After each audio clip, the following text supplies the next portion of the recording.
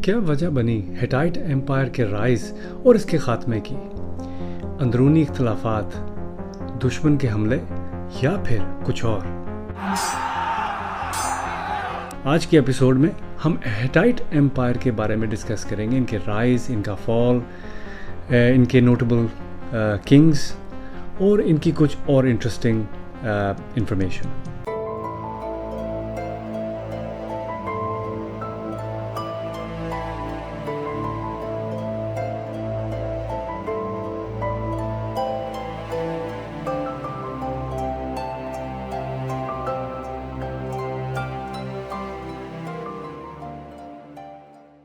Hittite empire ये Anatolia के एक बहुत बड़े हिस्से पर राज किया करती थी।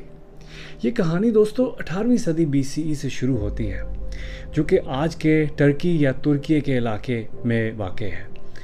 हिटाइट्स छोटे छोटे ट्राइबल ग्रुप्स की शक्ल में लोग थे जो इस एरिया में मौजूद थे, लेकिन किंग हतुसिली द फर्स्ट, इनकी ताकत या इनकी रेन में इन्होंने विच इज़ अराउंड 1650 BC के आसपास हिटाइट्स ने इन छोटे छोटे ट्राइब्स या छोटे छोटे किंगडम्स को इकट्ठा किया, जोड़ लिया और इन सब को मिला के एक बहुत बड़ी रियासत कायम की।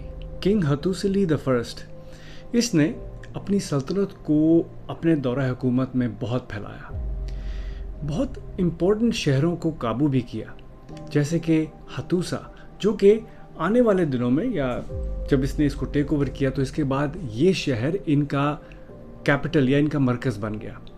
इसने एक ऐसी एम्पायर की बुनियाद रखी थी जो दुनिया के सबसे ताकतवर हुकूमतों में से एक थी। लेकिन इस सल्तनत ने दोस्तों अपनी असली ताकत 14वीं सदी BC में देखी, जब under the king Suppiluliuma the first ने तख्त संभाला। उसका दौर हिटाइट्स के लिए एक तारीखी दौर था, जिसमें उन्होंने सीरिया और मेसोपोटामिया के इलाके के बहुत सारे इलाके फतह किए, यहाँ तक कि इजिप्ट जैसी एम्पायर, द इजिप्शियन एम्पायर, को भी अपनी ताकत का एहसास दिलाया। हिटाइट तारीख का एक ज़बरदस्त और एक अहम वाक़या 1274 BC में होता है। ये वाक़या बैटल ऑफ कादेश था। दोस्तों, इस जंग में हिटाइट फोर्सेस, जो कि किंग मुअव्वत अली द सेकंड के अंडर थी, इन्होंने इजिप्ट के फ़ारो रामसेस द सेकंड से जंग की।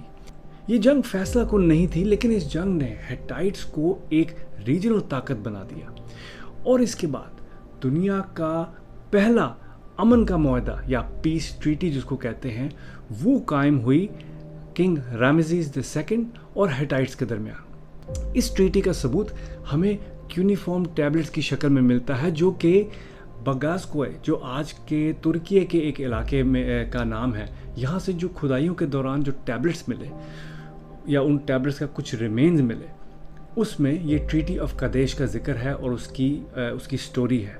इसकी तस्वीर मैं यहाँ ज़रूर लगाऊंगा। लेकिन जैसे जैसे वक्त गुजरता गया, हिटाइट एम्पायर की कुव्वत और ताकत कम होती गई, यहाँ तक कि 13वीं सदी BCE के आखिर तक सल्तनत के अंदरूनी इख्तलाफात, कमज़ोर बादशाहों की आमद और सी पीपल के हमले, जो कि मेडिटेरेनियन से आने वाले जो लोग थे, इनके हमलों की वजह से एम्पायर बहुत कमज़ोर पड़ चुकी थी। लेट 12वीं सदी BCE तक हतूसा का ये शहर छोड़ दिया जा चुका था। क्या सच में हिटाइट एम्पायर के ख़ात्मे का सबब सिर्फ अंदरूनी इख्तलाफात, बाहर से आने वाले दुश्मनों के हमले, या ये दोनों का कंबाइंड असर था? दूसरे सवाल का जवाब आसान नहीं। हिटाइट एम्पायर का उठना एक अजीम सियासी, जंगी और स्ट्रेटेजिक अमल था, लेकिन इसका गिरना या इसका ख़त्म होना ये साबित करता है कि कोई भी एम्पायर, चाहे जितनी भी ताकतवर या बड़ी क्यों ना हो, वो हमेशा के लिए ज़िंदा या हमेशा के लिए सस्टेन नहीं कर सकती। इस शहर हतूसा के खंडरात आज भी तुर्की की पहाड़ी इलाकों में मौजूद हैं, लेकिन हिटाइट लेगेसी आज भी ज़िंदा है। उनके कानून, डिप्लोमेसी और जंगी तरीक़ों ने बाद में आने वाली बहुत सी सिविलाइजेशनल डेवलपमेंट्स में बहुत मदद की। उनकी आमद से लेके उनके गिरने तक हिटाइट्स हमें ये सबक देते हैं कि तारीख़ में जो फोर्सेस हैं वो कितनी कॉम्प्लेक्स हो सकती हैं। उनकी एम्पायर टूट गई, लेकिन उनकी कहानी आज भी जिंदा है। दोस्तों, ये तो थी एक मुख्तसर सी हिटाइट एम्पायर के राइज एंड फॉल की कहानी। चलें इनके कुछ इंटरेस्टिंग फैक्ट्स डिस्कस करते हैं। स्टार्ट करते हैं इनकी लैंग्वेज से। हिटाइट ज़ुबान बोलने वाले लोग इनकी ज़ुबान को नसीली ज़ुबान कहते थे। तो हिटाइट लैंग्वेज वाज कॉल्ड नसीली। हिटाइट हिस्ट्री हिटाइट हिस्ट्री को हम दो दौरों में या दो पार्ट्स में अलग कर सकते हैं। एक ओल्ड किंगडम जो कि 1650 BCE से 1500 BCE तक चलता है। उसके बाद एक न्यू किंगडम जो कि या न्यू एम्पायर जो कि 1400 BCE से 1180 BCE तक चलती है।